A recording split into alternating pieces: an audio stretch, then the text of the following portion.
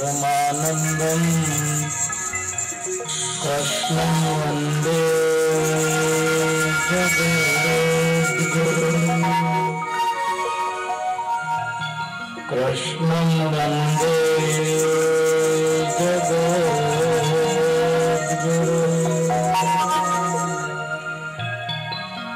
स्वामिनारायण स्वामिनारायण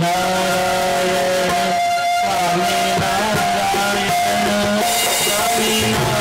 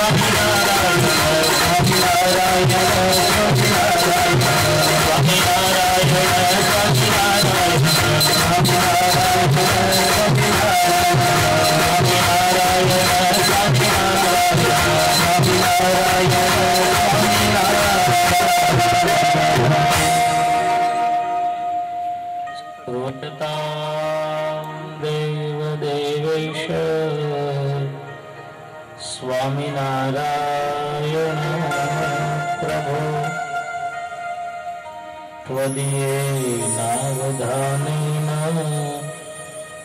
कथयिष्ये शुभा कथा।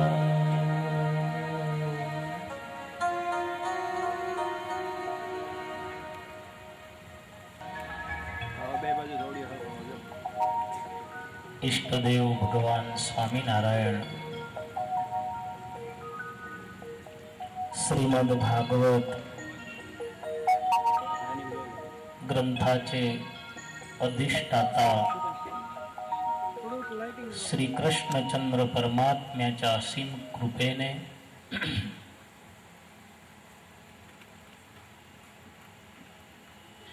गुरुवर्य पूज्य गोविंद स्वामीजींच्या आशीर्वादाने आज आपण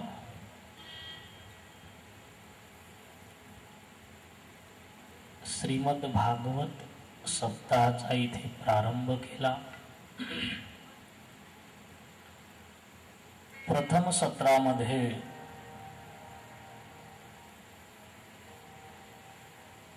शास्त्रीजींनी आपल्याला सुंदर महात्म्याची कथा ऐकवली।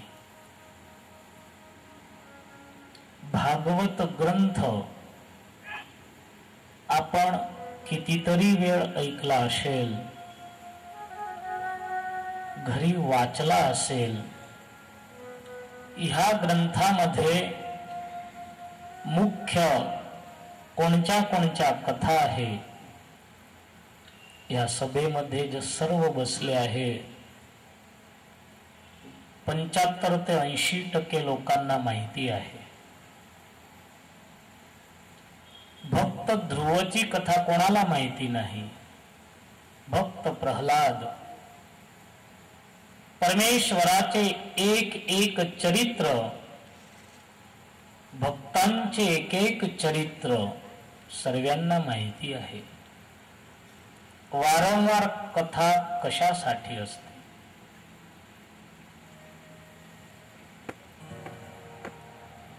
पूर्वीपेक्षा आजच्या युगामध्ये कथांचं प्रमाण वाढलेलं आहे। खेडगाव असो या शहर असो, खेड्यांवर पण प्रतिवर्षी एकाद कथा होत असते। पूर्वीपेक्षा कथांचं प्रमाण वाढलेलं आहे।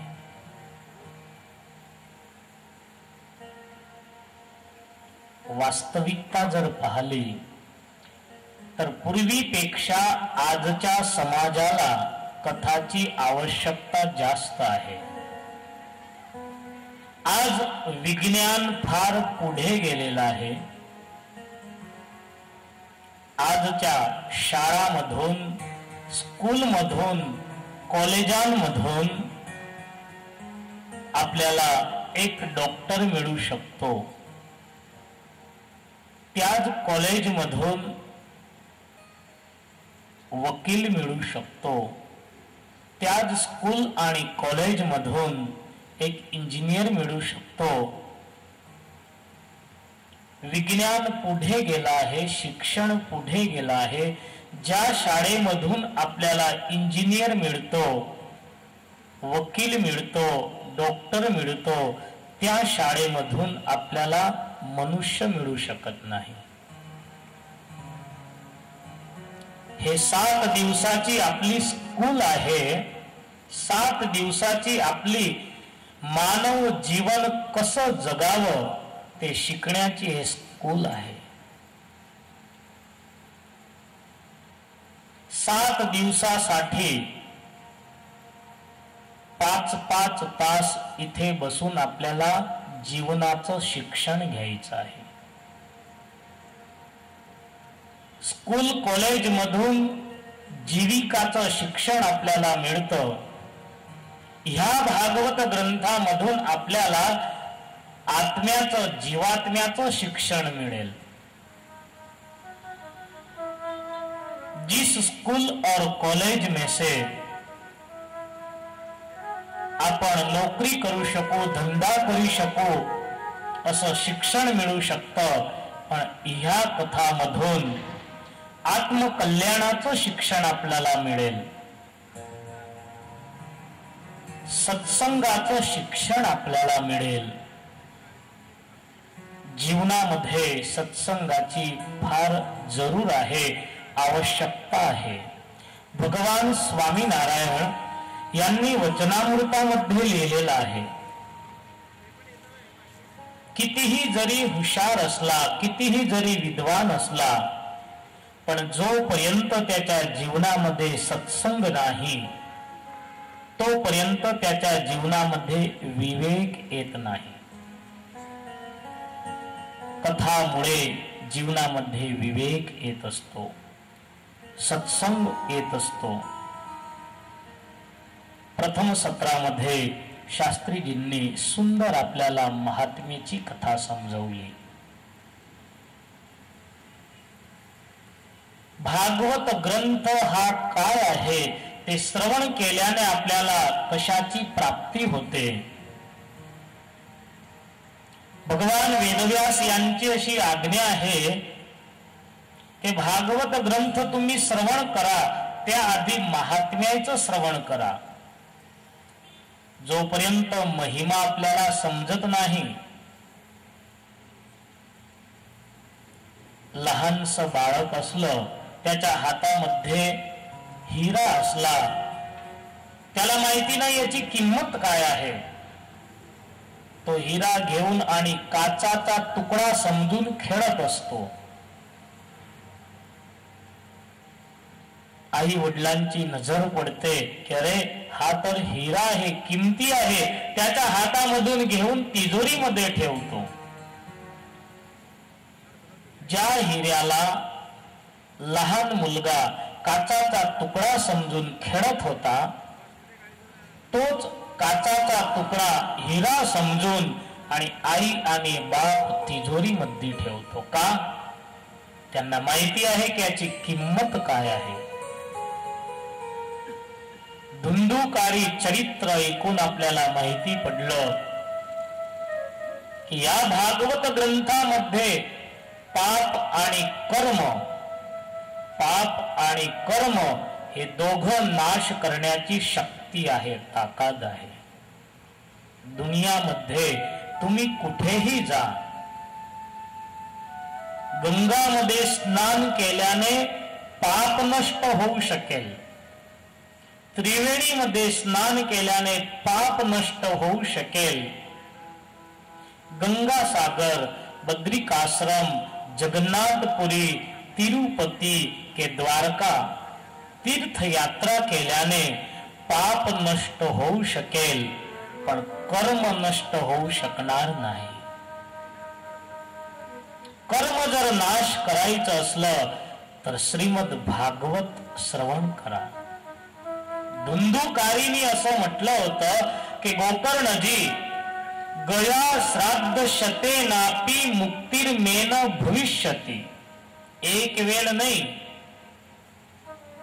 100 वेळा गयाजी मध्ये जाऊन श्राद्ध करा, पिंडदान करा, तरी माझी मुक्ती होणार नाही, माझं कल्याण होणार नाही.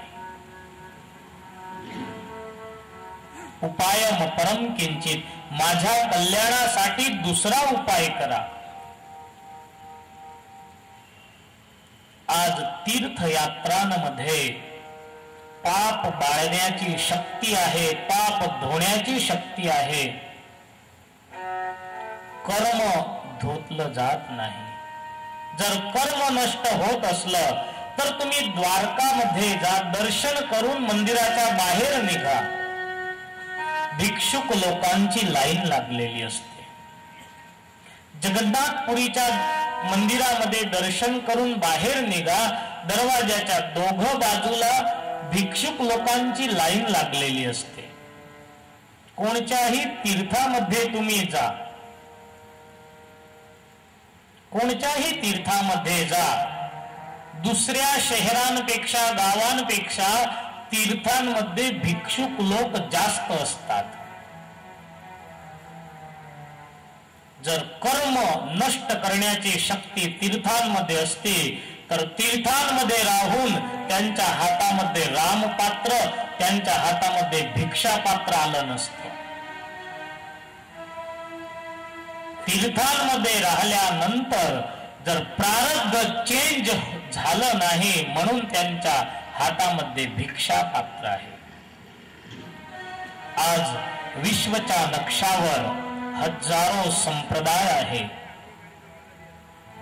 विश्वाच्या नक्षावर हजारो संप्रदाय आहे, पण स्वामीनारायण संप्रदायाकडे नजर करा. स्वामीनारायण संप्रदायाकडे नजर करा, आपको पता चलेगा. कोणत्या पण स्वामीनारायण मंदिरामध्ये तुम्ही जा, वडताल जा, गडपूर जा, जुनागड जा, भुज जा, कोणत्याच मंदिरामध्ये तुम्हाला भिक्षुक दिसणार नाही. स्वामीनारायण संप्रदायाचा साधू आहे म्हणून प्रशंसा करत नाही.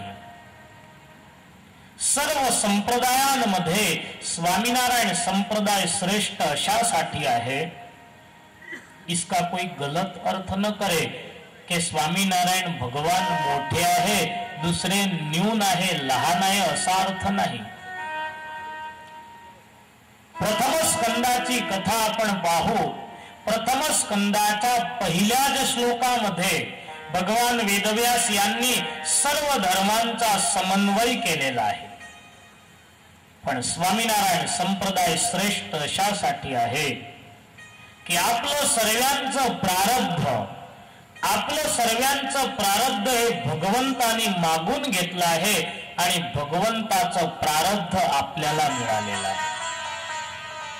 म्हणून स्वामीनारायण मंदिराच्या पुढे कुठेच तुम्हाला भिक्षुक दिसणार नाही.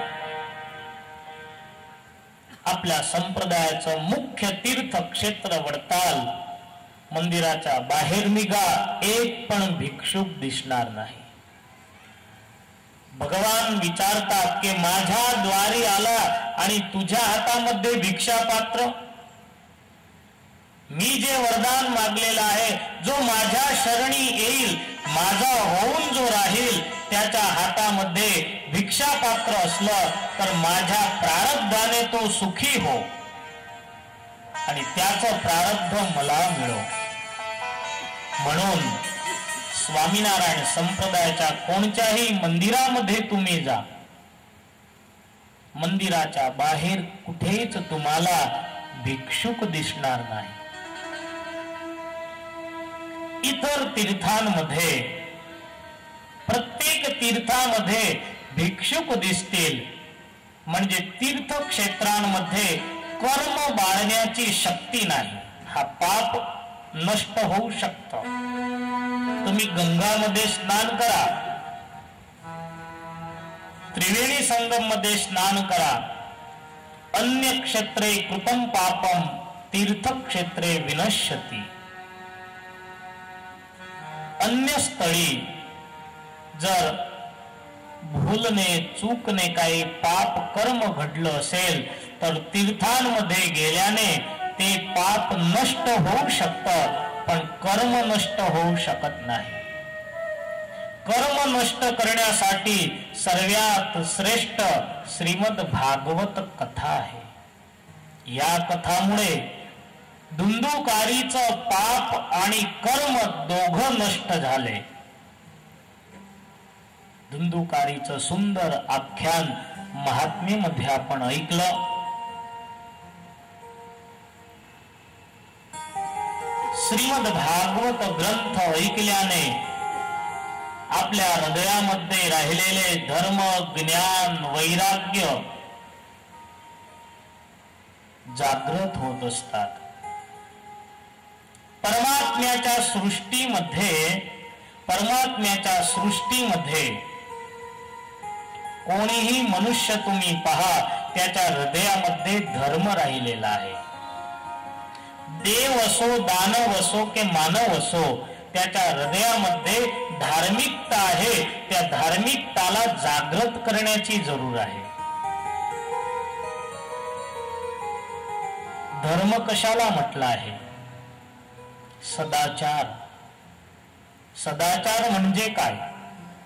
घरामध्ये आपण आईशी जो व्यवहार करतो तो पत्नीशी व्यवहार करत नाही, पत्नीशी जो व्यवहार करतो तो बहिणीशी व्यवहार करत नाही. बहिणीचे संबंध, आईचे संबंध आणि पत्नीचे संबंध ते आपल्याला माहिती आहे, त्यालाच धर्म म्हटलेला आहे. भावाला भाऊ म्हणणं, बहिणीला बहीण म्हणणं त्याचंच नाव धर्म आहे. देव असो, दानव असो की मनुष्य असो, एक या दुसऱ्या अर्थामध्ये तो धर्माला स्वीकारत असतो. हृदयामध्ये धर्म, ज्ञान आणि वैराग्य यांना जागृत करण्यासाठी परमेश्वराच्या चरित्रांची कथा, श्रीमद भागवताची कथा, श्रीमद भागवताच्या कथेचा प्रारंभ भगवान वेदव्यास करतात. सर्वात आधी भगवंताला वंदना केलेली आहे. जन्माद्यस्य यतोन्वयादितरतश्चार्थेष्वभिघ्न स्वराट तेने ब्रह्महृदाय आदि कवये मुह्यन्ति यत्सूरय तेजो वारिवृदां यथा विनिमयो यत्र त्रिसर्गो वृषा धाम्ना स्वेन सदा निरस्तकुहकं सत्यं परम धीमहि. प्रथम श्लोकामध्ये मंगलाचरण केलेलं आहे. मंगलाचरण कोणाचं होऊ शकतं? शास्त्रांचा असा नियम आहे, कोणतंही सत्कार्य करायचं असलं तर आधी मंगलाचरण करायचं. मंगलाचरण कोणाचं होऊ शकतं? ज्याचं आचरण मंगलमय आहे.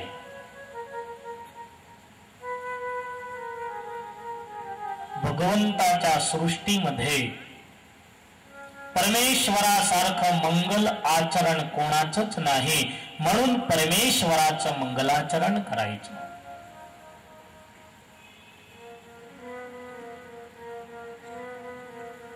भागवतामध्ये 3 वेळ मंगलाचरण केलेलं आहे. मंगलादिनी, मंगल मध्यानी, मंगलंतानी. 3 वेळ का मंगलाचरण केलं? भगवान वेदव्यास आपल्याला असं समजवतात, जीवनाच्या 3 अवस्था मुख्य सांगितलेल्या आहे. बाल्यावस्था, युवा अवस्था आणि वृद्धावस्था. दिवसाचे पण 3 भाग केले, सकाळ, दुपार आणि संध्याकाळ. 3 अवस्था, 3 काळ. 3 अवस्थांमध्ये भगवंताचं स्मरण करावं. स्वामीनारायण भगवान यांनी लहानसा शिक्षापत्री रूप ग्रंथ रचला, त्यामध्ये पण 3 मंगलाचरण केले. प्रथम श्लोकामध्ये मंगलाचरण केलं, वामे यस्य स्थिता राधा श्रीश्च यस्यास्ति वक्षसि वृंदावन विहारंतम श्रीकृष्णं हृदि चिंतये. प्रथम मंगलाचरण. मध्य मंगलाचरण केलं, स श्री कृष्ण परब्रह्म भगवान पुरुषोत्तम. आणि शेवटी निजाश्रितानां सकलार्थी हंता. श्रीमद भागवतामध्ये पण 3 मंगलाचरण आहे. प्रथम भगवान वेदव्यासजी यांनी केलं. द्वितीय मंगलाचरण द्वितीय स्कंदामध्ये शुकाचार्य जी करतील. नमः परस्मै पुरुषाय भूयशे. आणि शेवटी सूत पुराणी द्वादश स्कंदामध्ये नाम संकीर्तनम यस्य या श्लोकाने 3रं मंगलाचरण करतील. 3 अवस्थांमध्ये भगवंताला याद करण्यासाठी मंगलाचरण सांगितलेलं आहे. संस्कृत भाषा ज्याला माहिती आहे, व्याकरणच्या दृष्टीने क, ख, ग, घ हे सर्व जे शब्द आहे त्यामध्ये जो ज शब्द आहे त्याला दग्ध सांगितलेला आहे. ज शब्द दग्ध सांगितलेला आहे. कोणी भगवान वेदव्यास जवळ गेले आणि सांगितलं की अरे तुम्ही तर ज्ञानी आहात. भगवान वेदव्यासला कोणी ऋषींनी प्रश्न केला, आप तो बहुत ज्ञानी हो, भागवत सारखा मोठा ग्रंथ तुम्ही रचला तर जकाराने सुरुवात का केली? जकार हा दग्ध शब्द आहे. जन्माद्यस्य जकाराने सुरुवात का केली? भगवान वेदव्यासनी उत्तर दिले, ज्याचं हृदय दग्ध असलं, ज्याचं हृदय दग्ध असलं. प्रथम स्कंदामध्ये पुढे कथा येईल. भगवान वेदव्यास यांचं हृदय वेद पुराणांची रचना केल्यानंतर पण दग्ध होतं. माझं हृदय दग्ध होतं म्हणून माझ्या मुखामधून दग्ध शब्द निघाला. दुसऱ्या अर्थामध्ये भगवान वेदव्यास यांनी असं समजवलं, त्रिविध तापाने दग्ध झालेल्या जीवात्म्यांना परम शांती प्राप्त करणारा ग्रंथ रचायचा होता. या जगामध्ये सर्व दग्ध झालेले जीवात्मा आहेत. कोणालाही तुम्ही विचारा, संपूर्ण सुखी जगामध्ये कोण आहे? ज्याच्याजवळ गाडी आहे, बंगला आहे, संपत्ती आहे, तो सुखी की 2 टाइम मजुरी करणारा तो सुखी? दोघांमधून कोण सुखी आहे? संत महात्म्यांनी असं सांगितलं आहे की संध्याकाळी भोजन केल्यानंतर गादीवर पडताच ज्याला निद्रा येते तो सुखी. झोपेच्या गोळ्या घ्यावा लागतात तो सुखी नाही. समग्र जगत दग्ध है.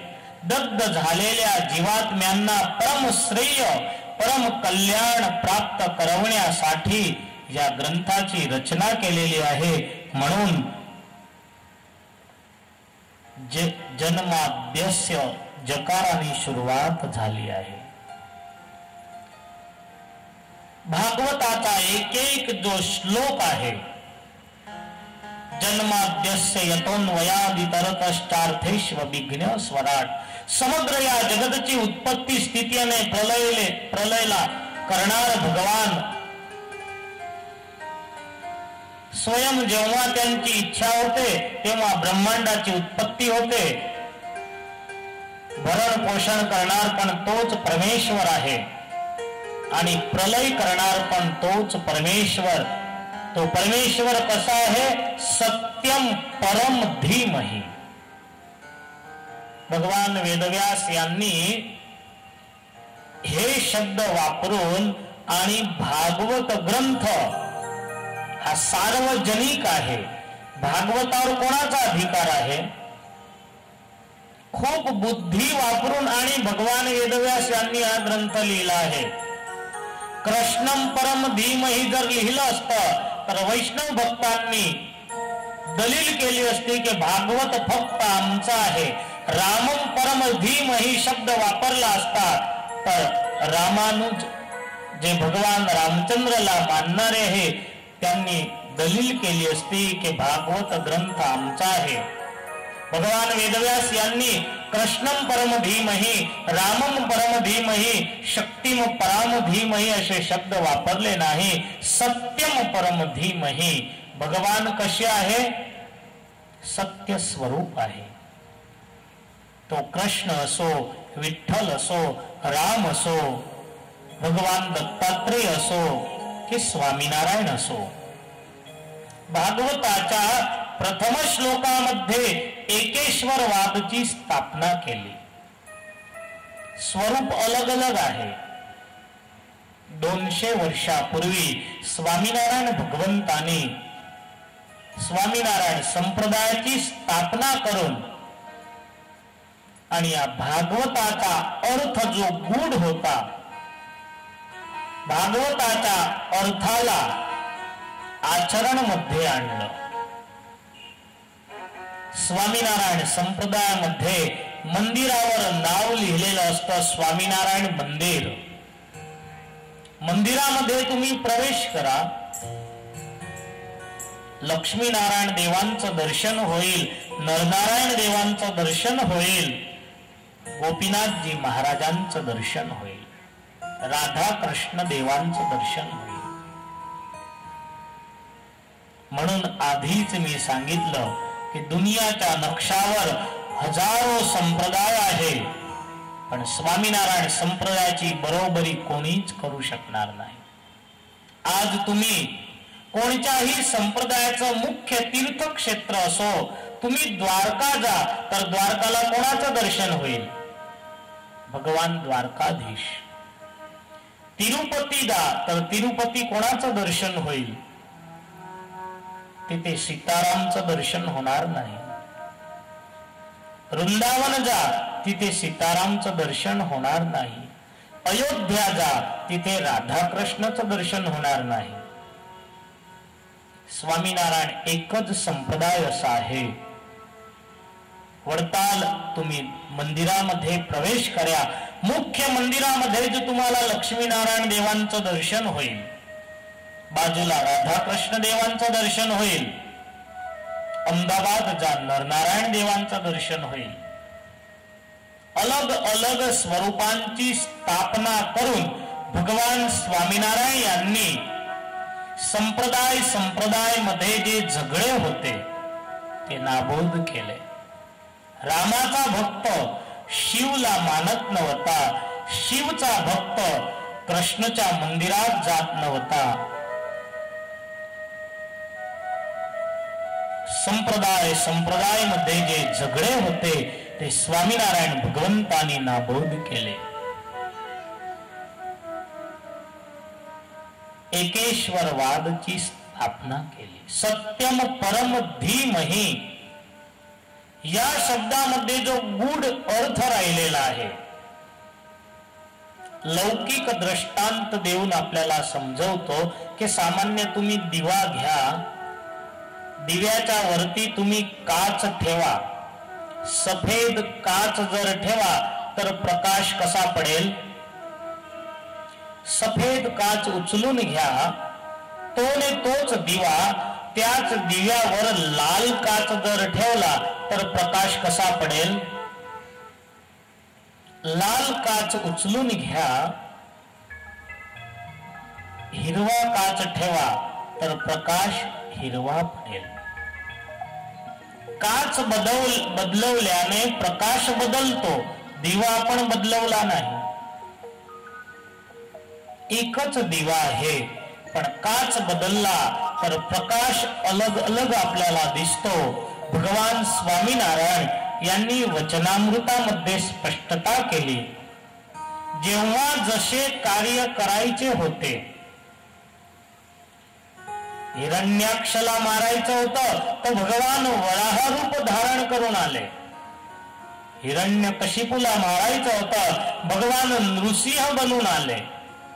रावण कुंभकर्णला मारण्यासाठी मर्यादा पुरुषोत्तम रामचंद्र स्वरूपाने आले. कंस दंतवक्र चाणूर मुष्टिकांना मारायचे होते, वध करायचा होता, भगवान यदुकुळामध्ये कृष्ण बनून आले. जेव्हा जसे कार्य करायचे होते तसे स्वरूप धारण करून आणि भगवान या पृथ्वीवर अवतार धारण करत असतात. सत्यम परम धीमहि याचा हाच अर्थ आहे. जाकी रही भावना जैसी प्रभु मूर्त देखी तीन तैसी. एक वेळी तुलसीदासजी वृंदावनामध्ये दर्शन करण्यासाठी गेले. वृंदावनवासींनी तुलसीदासजीला अटकावलं. यहाँ तो कृष्ण का मंदिर है, या धनुर्धर नहीं है, यहाँ कृष्ण का मंदिर है. आपके मालिक तो धनुर्धर है, तुम्ही रामाचे उपासक आहात, हे तर कृष्णाचं मंदिर आहे. तुलसीदासजींनी विनंती केली, मला तुम्ही जाऊ तर द्या. धनुर्धर आणि बंशीधर यामध्ये काहीच भेद नाही, तुम्ही मला मंदिरात तर जाऊ द्या. अरे याच मंदिरामध्ये धनुर्धर आहे. व्रजवासी म्हणू लागले, अरे संपूर्ण जीवन आमचं इथे गेलं, इथे बंशीधर आहे, कृष्णाची मूर्ती आहे, इथे रामाची मूर्ती नाही. तुलसीदासजींनी दलील केली, मला मध्ये जाऊ तर द्या. तुलसीदासजीला मंदिरामध्ये प्रवेश दिला. हजारो व्रजवासी तिथे उभे होते. तुलसीदासजींनी हात जोडले कि मालिक, मुझे तो पता है कि बंशीधर धनुर्धर में कोई भेद नहीं, लेकिन यहाँ जे भक्त है या सर्वांना माहिती पडायला पाहिजे की धनुर्धर आणि बंशीधर हे दोघं एक आहे. तुलसीदासजींनी प्रार्थना केली, कित मुरलिका कित चंद्रिका कित गोपियन के साथ अपने जन के कारण श्री कृष्ण भये रघुनाथ. ज्याच्या हातामध्ये मोरली होती, हातामधून मोरली सुटून गेली आणि तोच कृष्ण धनुर्धर होऊन आणि तिथे उभा राहिला आणि सर्व ब्रजवासींना दर्शन झालं. जाकी रही भावना जैसी प्रभु मूरत देखी तीन तैसी. भगवान स्वामीनारायण यांनी शिक्षापत्रीमध्ये उल्लेख केलेला आहे. सराधया युतो ज्ञेयो राधा कृष्ण इति प्रभो रुक्मिण्या रमयो पेतो लक्ष्मी नारायण सही. ज्ञेयोर्जुनो युक्तोऽसौ नर नारायण विद बलभद्रादि योगेन तत्तन्नामोच्यते. भगवान जेव्हा रुक्मिणी सोबत असतात तेव्हा लक्ष्मी नारायण, राधा सोबत असतात तेव्हा राधा कृष्ण, अर्जुना सोबत असतात तेव्हा नरनारायण. साहित्य शास्त्रामध्ये एक दृष्टांत दिलेला आहे, आकाशात पतितम तोयम यथा गच्छति सागरम. आकाशात पतितम तोयम यथा गच्छति सागरम. ज्याप्रमाणे आकाशामधून पाऊस पडतो, तो पाऊस गंगा नदीमध्ये पाणी जाओ, तापी नदीमध्ये जाओ की नर्मदा नदीमध्ये जाओ, शेवटी ते पाणी कुठे जातं? ज्याप्रमाणे आकाशामधून पडलेलं पाणी शेवटी समुद्रामध्ये जातं. सर्वदेव नमस्कारम केशवम प्रतिगच्छति. कोणत्याही स्वरूपाला तुम्ही नमस्कार करा. म्हणून आपल्या सर्वांना भगवान स्वामीनारायण यांनी आज्ञा दिलेली आहे, दृष्ट्वा शिवालयादीनी देवागाराणि वर्त्मनी प्रणम्यतानि तद्देव. रस्त्याने तुम्ही चालत असले, रस्त्याने कोणत्याही भगवंताचं मंदिर हो, हनुमानजीचं मंदिर असो, शिवचं मंदिर असो, गणपतीचं मंदिर असो, रामाचं असो, कृष्णाचं असो, विठ्ठलाचं असो, आदराने प्रणाम करा. दृष्ट्वा शिवालयादीनी देवागाराणि वर्त्मनी. तो प्रणाम शेवटी ज्याप्रमाणे पाणी समुद्रामध्ये जात असतं त्याप्रमाणे भगवंताजवळ तो प्रणाम पोहोचत असतो. तर भागवतजीच्या प्रथम श्लोकामध्ये भगवंताची वंदना केली, सत्य स्वरूपची स्तुती केली. दुसऱ्या श्लोकामध्ये भागवतचा अधिकारी कोण आहे ते दाखवलेलं आहे. धर्म प्रणजित कैतोत्र परमो निर्मत्सराणां सताम. या भागवतामध्ये कशाचं निरूपण केलेलं आहे? निर्मत्सर. स्वाभाविक कथामध्ये तुम्ही कोणाचं नाव घ्या, स्टेजवर बोलवा, म्हणजे बाजूला जो बसला असतो त्याला असं होतं की अरे माझं नाव घेतलं नाही, मला बोलवलं नाही. आणि हिर्षा, मत्सर अज्ञानी लोकांमध्येच असतो असं नाही, अज्ञानीपेक्षा ज्ञानी लोकांमध्ये जास्त असते. ज्ञानी लोकांमध्ये हिर्षा जास्त असते. भगवान स्वामीनारायण यांनी वचनामृतामध्ये सांगितलं आहे की ईर्ष्या जर करायची असली नारद आणि तुमरू सारखी करायची. अज्ञानीमध्ये ईर्ष्या असते असं नाही, ज्ञानी लोकांमध्ये पण ईर्ष्या असते. महाराष्ट्राचा एक प्रसिद्ध इतिहास आहे. भक्त चांगदेव असं ऐकलं आहे की 1400 वर्षापर्यंत या पृथ्वीवर राहिले. आपली आयुष्य फक्त 100 वर्षाची असते, पण चांगदेव महाराज 1400 वर्षापर्यंत स्वयंसिद्ध होते, ज्ञानी होते, समाधिनिष्ठ होते. खूप ज्ञानी होते, समाधिनिष्ठ होते. 1400 वर्षापर्यंत या पृथ्वीवर राहिले. त्याच वेळी ज्ञानदेव आणि मुक्ताबाई झाल्या. समाजामध्ये ज्ञानदेव महाराजांची प्रशंसा ऐकून चांगदेव महाराजांना ईर्ष्या झाली. चांगदेव महाराज विचार करू लागले की माझ्यापेक्षा पण ज्ञानदेव पुढे चालला आहे. 1400 वर्ष मी या पृथ्वीवर आणि ज्ञानदेव तर आजकालचा आहे, पण ज्ञानदेवची प्रसिद्धी धीरे धीरे धीरे धीरे माझ्यापेक्षा जास्त होऊ लागली, वाढू लागली. ज्ञानदेव मध्ये काय शक्ती आहे, चला ज्ञानदेवला पत्र लिहू. चांगदेव महाराजांनी हातामध्ये पेन आणि कागद घेतला. ज्ञानदेव महाराजांचं ऍड्रेस, पत्ता लिहिला आणि पत्र लिहिण्याची सुरुवात करू लागले.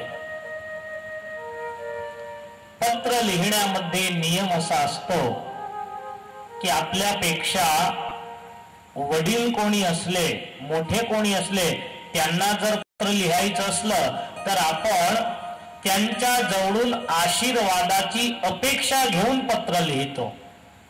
आपल्यापेक्षा लहान जे असले त्यांना आपण आशीर्वादात्मक पत्र लिहितो.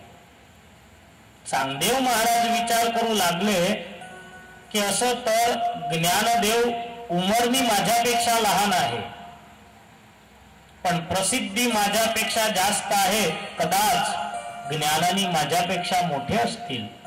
संबोधन काय लिहू? खूप विचार केला, खूप विचार केला. शेवटी कोरं पत्र टपाल पेटीमध्ये टाकलं. पत्ता लिहिलेला होता आणि शेवटी लिखितन चांगदेव महाराज एवढं लिहिलं होतं. पत्र ज्ञानदेव महाराजांच्या घरी मुक्ताबाईच्या हातामध्ये आलं. मुक्ताबाईंनी पत्र पाहिलं. लिखितन चांगदेव महाराज. मुक्ताबाईंनी हातामध्ये कागद आणि पेन घेतला. चांगदेव महाराजांचा पत्ता लिहिला आणि पत्रामध्ये 2च ओळी लिहिल्या की चांगदेव महाराज माफ करा, आम्ही तर तुमच्यापेक्षा लहान आहे, पण 1400 वर्ष तुमचे या कागदासारखे कोरे गेले. या कागदावर तुम्ही अक्षर पाळू शकले नाही. 1400 वर्ष तुम्ही या पृथ्वीवर राहिले, पण आम्हाला असं वाटत आहे की 1400 वर्ष तुमचे कोरे गेलेले आहे.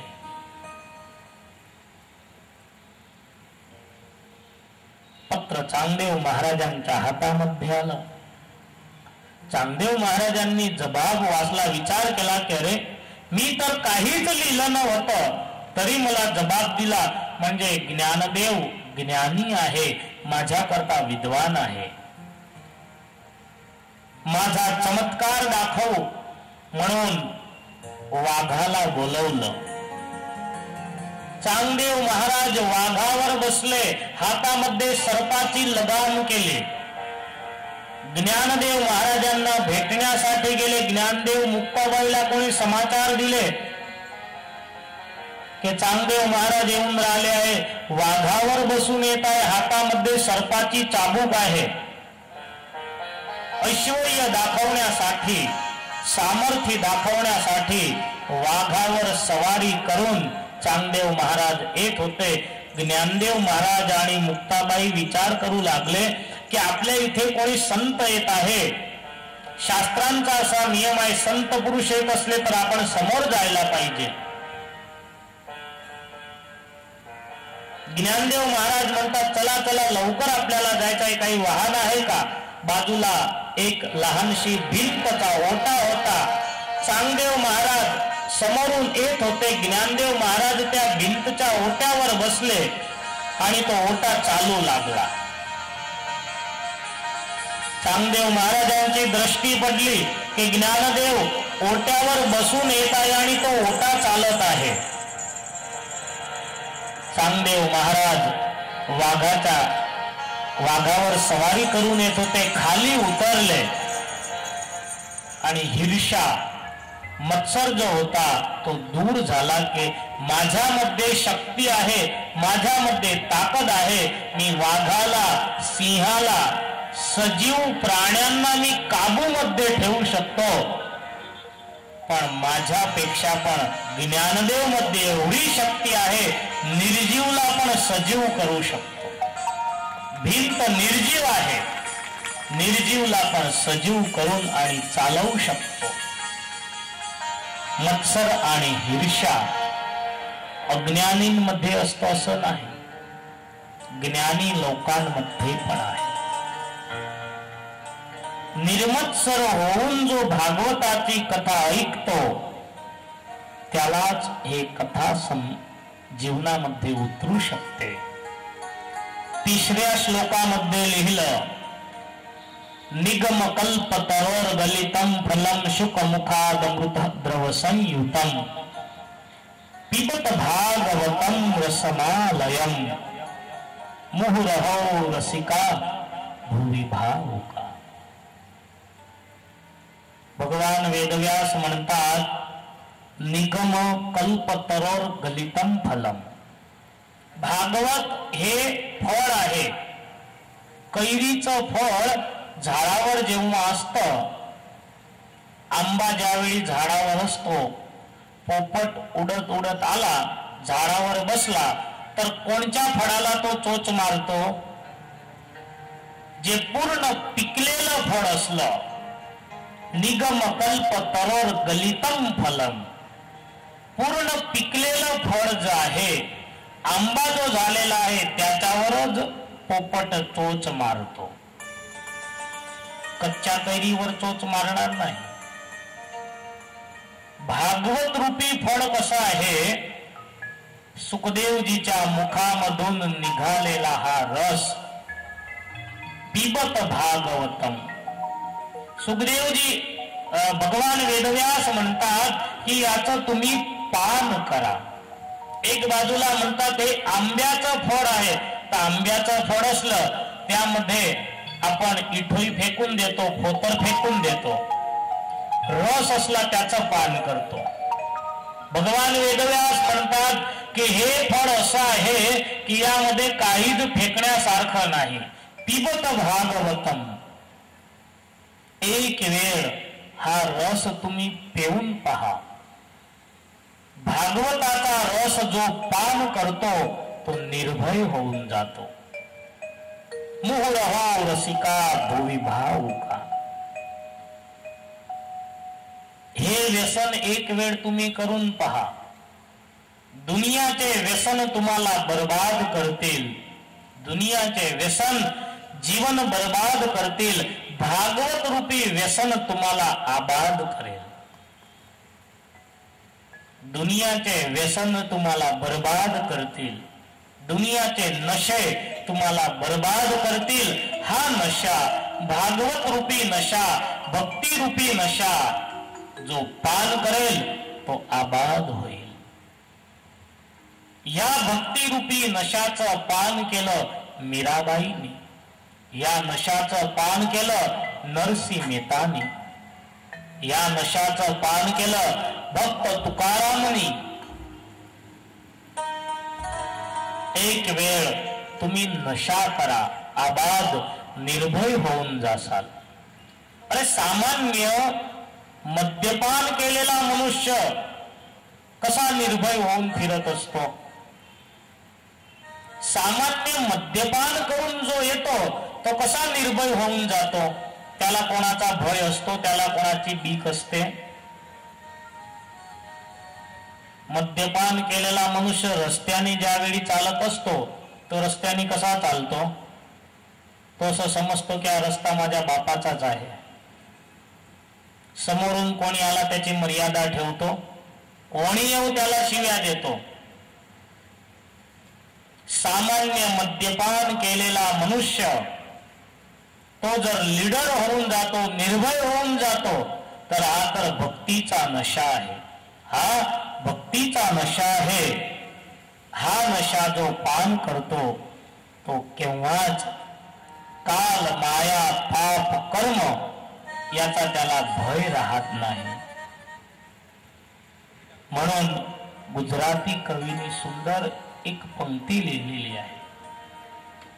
नथी बीक कोईनी मने आ जगतमा. जो नशा करतो, मद्याचा नशा करा की भक्तीचा नशा करा, दोघांचे रस्ते सारखे आहे. तो पण निर्भय होतो आणि हा पण निर्भय होतो.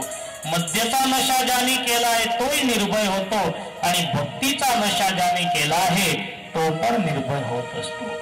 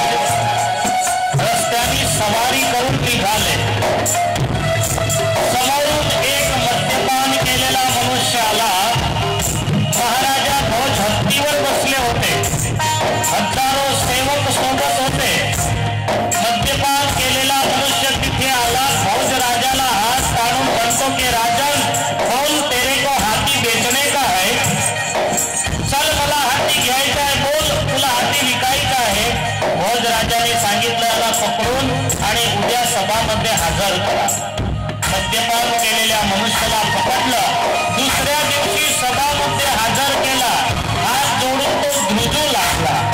भोज राजा म्हणतो की अरे तू घाबरू नको, तुला हाती विकत घ्यायचाय, तर आपण सुधाकर बोल किती मध्ये हाती घ्यायचाय. हात जोडून आणि तो मनुष्य म्हणू लागला की महाराजा, हाथी लेने वाला तो कल ही मर चुका, हाथी लेने वाला कल ही मर चुका. अरे मेरी क्या हैसियत है, मैं आपके सामने सौदे में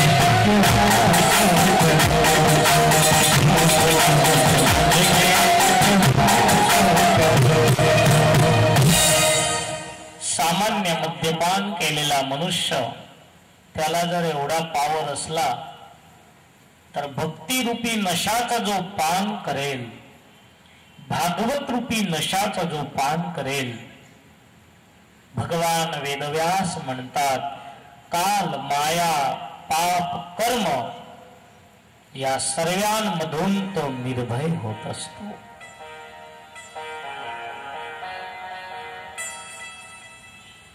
एक एक श्लोकांची अद्भुत कथा आहे.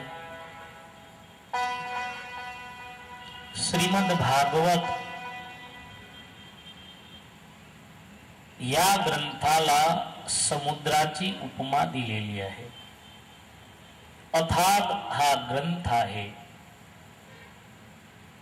7 दिवस काय, 9 दिवस, 11 दिवस, 1 महिना नैमिषारण्यामध्ये कथा येईल. 88,000 ऋषी मुनींनी 1,000 वर्ष पर्यंत या ग्रंथाची कथा केली आहे. 1,000 वर्ष पर्यंत श्रीमद भागवत ग्रंथाची कथा केलेली आहे. भगवान वेदव्यास आपल्याला नैमिषारण्यामध्ये घेऊन जात आहे, जिथे 88,000 ऋषी मुनी एकत्रित झालेले आहे. त्यांना नाव दिलेलं आहे शौनकादिक. तिथे सूत पुराणी आले. सूत पुराणी यांचं स्वागत झालं. नैमिषारण्यामध्ये सर्व एकत्रित झाले. नैमिषारण्य कशाला म्हटलं आहे? नैमिषारण्य भूमीचं नाव नाही, नैमिषारण्य भूमिकाचं नाव आहे. हे सागर पार्क नाही, हे पण नैमिषारण्य बनू शकत.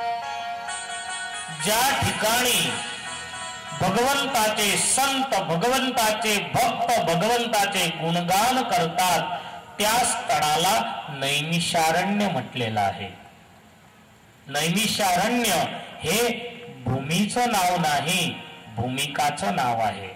88,000 ऋषी मुनी ब्रह्माजवळ गेले. ब्रह्माला विचारलं की आम्हाला कथा करायची आहे, कुठे बसून कथा करू? कितीक ऋषी मुनी म्हणतात की यमुनाच्या किनारी जाऊ, कितीक ऋषी मुनी म्हणतात गंगाच्या किनारी जाऊ, कितीक ऋषी मुनी म्हणतात की त्रिवेणी संगम जवळ जाऊ. कुठे बसून आम्ही कथा करायची? ब्रह्माजींनी एक चक्र दिलं आणि सांगितलं, हे चक्र जिथे स्थिर होईल तिथे बसून तुम्ही कथा करा. ब्रह्मलोकामधून 1 निमेषामध्ये या पृथ्वीवर येऊन आणि चक्र स्थिर झालं. जिथे ते चक्र स्थिर झालं, 1 निमेष म्हणजे क्षणाचा 3रा भाग. ब्रह्मलोकामधून या पृथ्वीपर्यंत येण्यासाठी त्या चक्राला एवढा उशीर लागला. मनोमय चक्र जिथे स्थिर होतं, ब्रह्मानी जे चक्र दिलं होतं ते मनोमय चक्र, ऋषी मुनींना सांगितलं की जिथे तुमचं मनोमय चक्र स्थिर होईल, तुमचं मन स्थिर होईल, तिथे तुम्ही बसा. नाहीतर सकाळी शास्त्रीजींनी सांगितलं होतं की आपण तर मंडपामध्ये असतो, देह मंडपामध्ये असतो, पण मन कुठे असतं? ऑफिसामध्ये, घरामध्ये, शेतामध्ये. आपण इथे बसलो आहे, पण मन जर मंडपाच्या बाहेर असले तर कथा जीवनामध्ये उतरत नाही.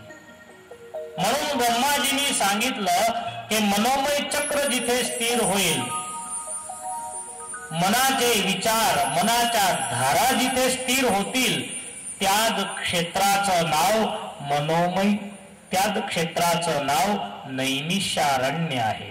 1 निमेषामध्ये स्थिर झालं म्हणून नाव पडलं नैमिषारण्य.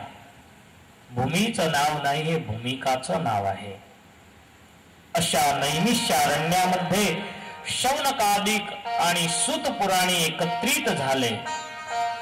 शौनकादिक ऋषींनी सूत पुराणीला प्रश्न केला आहे. वयं तु न वितृप्याम उत्तम श्लोक विक्रमे यच्छृण्वतां रसज्ञानां स्वादु स्वादु पदे पदे.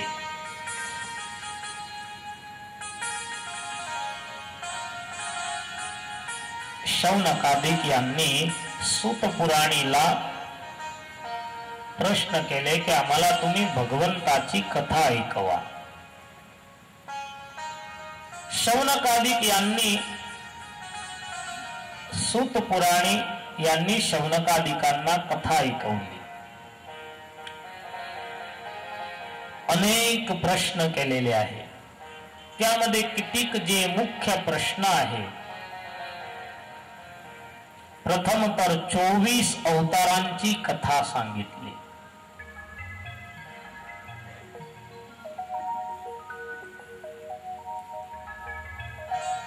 भगवंताचे किती अवतार आहे.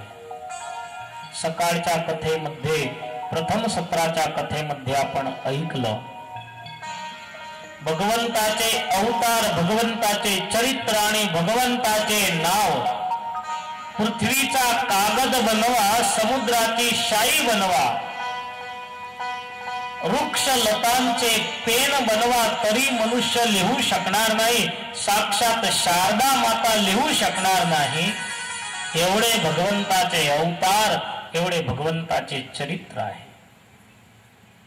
मुख्य इथे 24 अवतार दाखवले आहेत. भगवंताचा प्रथम अवतार ब्रह्मचर्याचा उपदेश देण्यासाठी सनत कुमारांचा झाला. द्वितीय अवतार या पृथ्वीचा उद्धार करण्यासाठी भगवान वराह नारायण रूपाने प्रगट झाले. तृतीय भगवंताचा अवतार भक्तीचा उपदेश देण्यासाठी भगवान नारदजी झाले.